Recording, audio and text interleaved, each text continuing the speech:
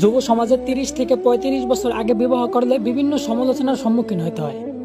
একটু খেয়াল করে শুনবেন, যুব সমাজে ৩০ থেকে ৩৫ বছর আগে বিবাহ করলে বিভিন্ন সমালোচনার সম্মুখীন হতে হয়। অথচ ওই সমাজে 18 থেকে 20 বছরের ছেলেমেয়েরা একাধিক অবৈধ সম্পর্কে জড়াইলেও ওইটাই সমাজের ইগনোর করে চলতে হয়। আমাদের সমাজের শিক্ষিত মানুষগুলা শিক্ষার্থীদের বইয়ের পাতার মাধ্যমে সমকামিতা শিক্ষা দেয়, আবার কেউ তার প্রতিবাদ করতে গিয়ে নিজের কর্মস্থলের চাকরিটারে হারায় ফেলায়।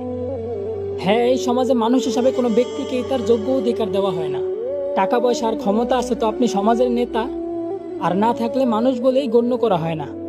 আমরা এই আলোময় পৃথিবীতে চলার জন্য উচ্চ শিক্ষিত হইতে বিভিন্ন দেশ বিদেশ যাইতেও দ্বিধাবোধ করি না, অথচ অন্ধকার কবরে চলার জন্য কোরআনের শিক্ষাটাই এই সমাজ থেকে নেওয়া হয় না।